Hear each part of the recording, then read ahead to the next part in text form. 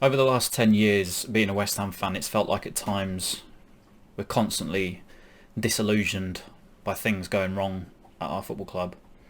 I think back to some of the memorable things over the last 10 years. You look at the ownership, you look at past managers, you look at past players, and through it all, we as fans obviously have stuck by our team through thick and thin.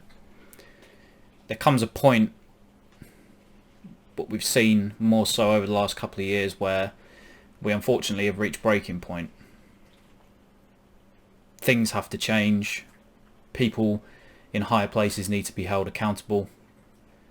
And ultimately, for us as a football club, we feel as fans that we deserve a brighter and better future. First and foremost, I think the big issue for me started 4 weeks ago.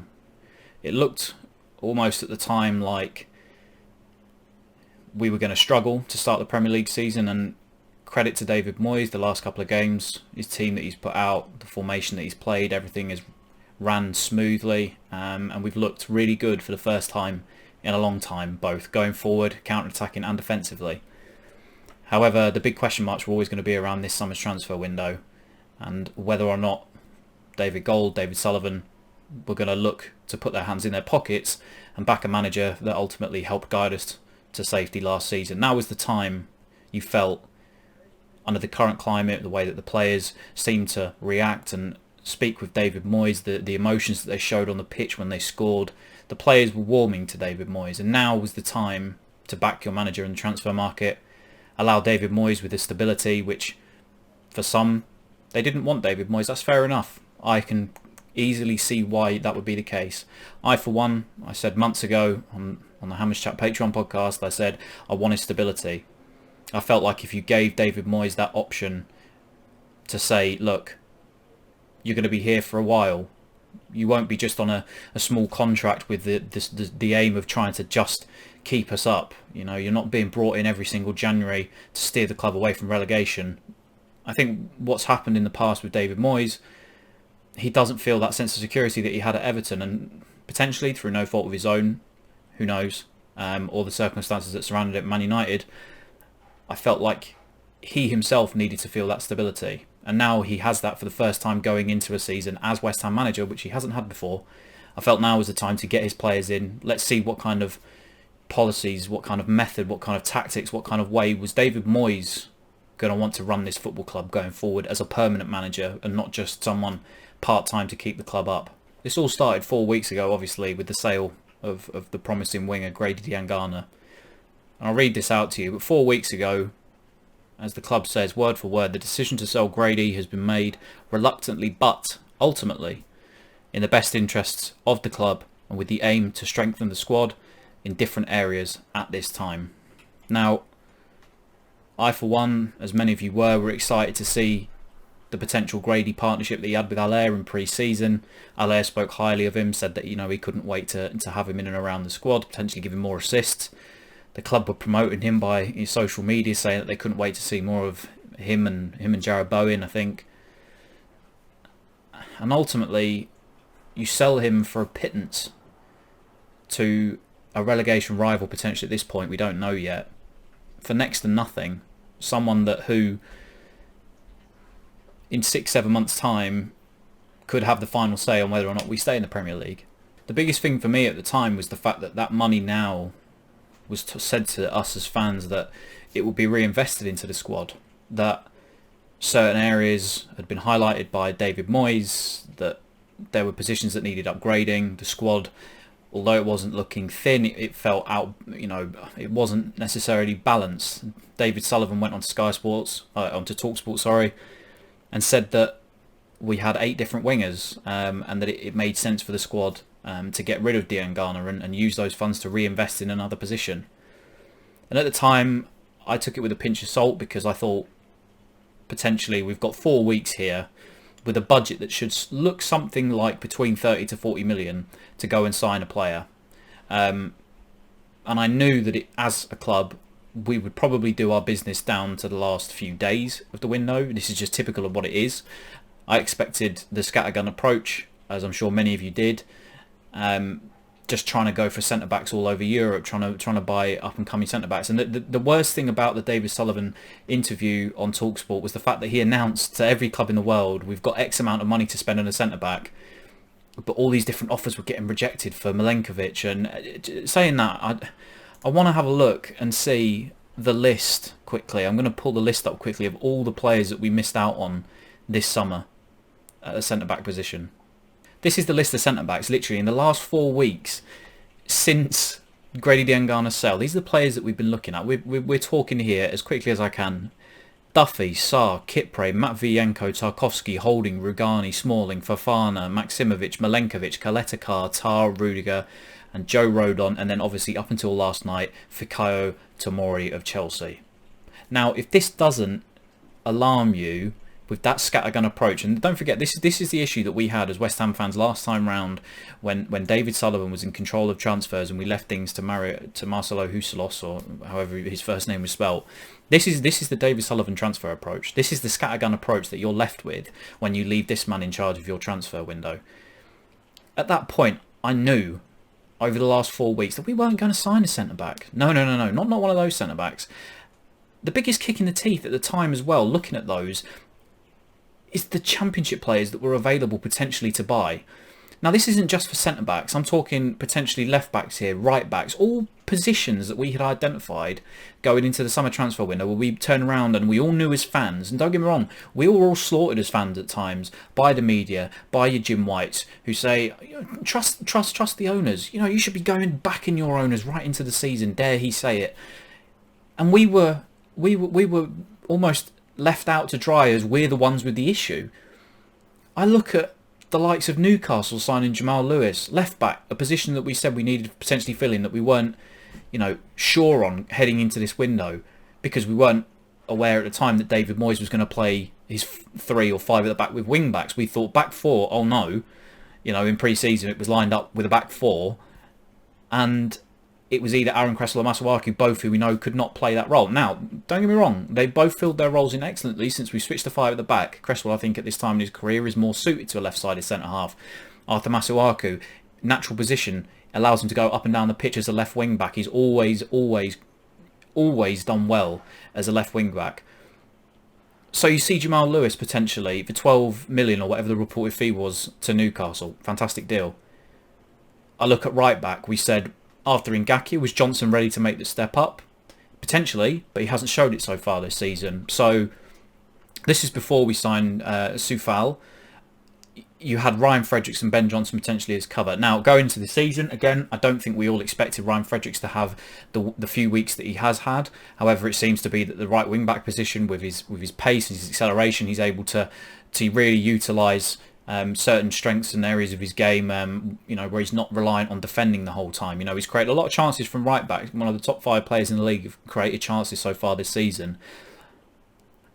But we didn't know that going into the season because we know the Ryan Fredericks of old who potentially couldn't create, who couldn't defend. So we were looking at a right back. You look at Matty Cash.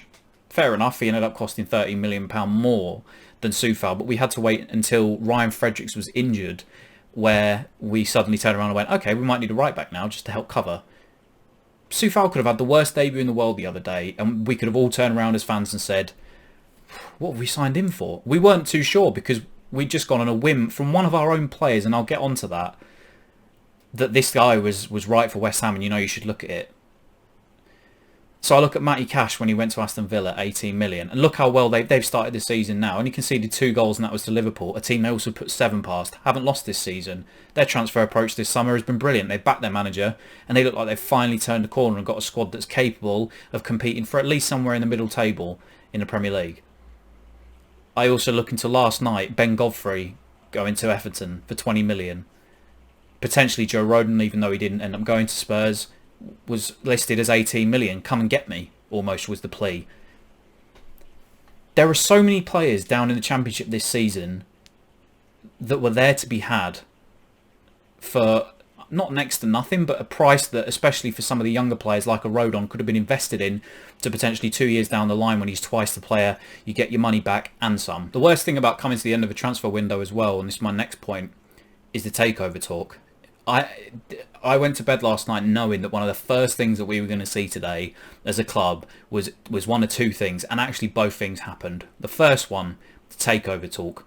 Now, this guy on Twitter, the Footy Insider, the ITK Footy, whatever, has claimed that the American-backed consortium or whatnot, are looking into West Ham already. Now, I don't think he has a direct line to David Sullivan. I think most of the stuff that he spews is bullshit, basically. But there will be things that will be put out there under the radar that, just to appease the fans, to keep them quiet again, because they think, oh yeah, brilliant, yeah, they're going again in January, they're going again. Where in reality, they're not going anywhere. And we need to accept that those guys, whether or not what we believe, to what they've done last night, which was asset stripping and got rid of a lot of players to, get as much out of the club before they finally sell up, you could have banked your money on that happening. The second thing, the one thing I think we all knew was going to happen just before I came on to record this video, Jim White, who was on the phone to Baz on TalkSport, Jim White was trying to basically say to Baz, look, the Fikayo Tomori deal that was on the table, massive loan fee was agreed, 50k to Chelsea every single time that he didn't end up playing for West Ham. And he ends the clip. The clip just cuts off and fades out, goes to black, as Jim White is saying, they tried. And that is the big thing. They tried. It is always they tried. It's always, look at what we've done. Oh, we went in for this player, we went in for that player, we went in for this player. We tried. And that's the biggest thing. That should go on David Sullivan's headstone when he kicks the bucket eventually. Whenever I'm not advocating that it's any time soon. But that will go on his headstone. We tried. How many times can we say as fans over the last decade that we've got to at the end of a window and we think about the players that we've tried to sign before? I think the Carvalhos, the Backers, the Lacazettes and everything. It's always we tried. It's never we actually came through and did it. It's always we tried. And it took them less than 12 hours to come out and say that through Jim White, of course, the mouthpiece of Mr. Sullivan at the moment, that we tried again as a football club. And the fact that you have paid, and this is the real kick, the last kick in the teeth before that window slammed shut last night, the real kick in the teeth was the fact that we paid a player £4 million to leave the club, yet our biggest signing of the window, well not our biggest signing, but our only real signing of the window, bar Souček, was for £5 million. As Gio said it last night, he's a lot better at maths than me, but it's essentially, we've saved 20 grand off the wage bill to let Jack Wilshere go. And you've got rid of Josh Cullen, who I feel so sorry for. Every time he's been at West Ham, and I know people can come and say, well, free managers can't be wrong about him, and that he may have underperformed in their eyes. But a youth player that's every time he's come back to West Ham for pre-season, he's been loaned out again, and you get 800 grand for him. 800 grand! That's a joke. I mean, surely for you, someone that's on minimal outlay anyway in wages, you would have just kept on for the rest of the season. I mean, his contract runs out in the summer. I'd have much rather him gone for free but been available to be a body for us in the squad for the rest of the season. I mean, 800 grand, is that really what it's come to? £800,000 and you can't keep him on for the rest of the season. You'd rather take that little bit of profit instead of keeping someone on for that much and just let them go for free in the summer. We're at the point now where we, in terms of first team squad players, we have 19 out of a 25-man squad. I haven't done my research on this, but I'd love to see, because I reckon every single club in this league has at least 25 players in their squad. 19! 3 of those are goalkeepers. That's 16 outfield players that can play in our team, not to mention the fact of the youth team players, potentially, that can come in and fill those spaces if need be. 16 outfield players. To me, that is the real kick in the teeth. That is the straw that breaks it for me on the final day of deadline day as she comes to join me. 16 players. Just let that sink in for a second. What kind of club, what Premier League club can operate like that with 16 players at a manager's disposal? 1, 2, maybe 3 injuries, as we know you go into a busy, overscheduled Christmas period, especially with everything that's going on in the current climate with COVID and everything else. You going into a period where you've got lots of games back to back to back, week in, week out. You get 1, 2, 3 injuries before that window. You can't rely on the youngsters to play. We've seen that David Sullivan doesn't trust his bench. 3 injuries, we are finished. And I'm talking not just the 3 injuries from potentially the subs bench like an Allaire on that. Antonio, injury prone the last couple of seasons. Can we rely on him to stay fit for their season? No. Fredericks has already gone down. So there's another right back gone. I'll finish the video as I started off. I don't think there's been a time really in the last 10 years where I felt as bad as I have done. She picks her toes. Get your nails out your mouth. There hasn't been a time over the last 10 years where I felt as disillusioned as I have done today. This is one of the darkest days for me as a West Ham fan going forward. Last night we saw asset stripping from owners that don't give two shits about this football club. Without sounding like a broken record, we've lost our stadium, we've lost the money, we've lost managers, we've lost players, we've missed out on things. You know, the two at the top of the club, and do you know what? It frustrates me because I thought to myself before I did this video, I'm actually not surprised, and I didn't think I'd feel emotions of feeling like, do you know what? The pair of you are a pair of tools, basically, that run our club. But I did, in the end. I did. And it just proves that you do care, at the end of the day, about what they do and how that we're run. I look at teams around us, I look at your Leicesters, I look at the Wolves, I look at the Evertons, even the Villas this summer. There's not been a better time to try and make a run over the last couple of years and trying to break into that top four. There was such a disparity between Man City, Liverpool and the rest of the league. These last couple of years has been the perfect time to put your money where your mouth is and say, go and get some players. Go and get a manager that plays football that the fans are going to enjoy, attacking football, good football, score goals, win games, and really tries to close the gap on those top teams. But we haven't done that. Back the team, not the regime. For me, Sullivan, Brady, they're dead to me as owners. The sooner they go, the better. I understand they're not probably going to sell up for another, 2 years, but it's going to be the longest 2 years, unfortunately, as a West Ham fan and as a football club to try and stay afloat and stay up, supposedly now, on minimal outlay.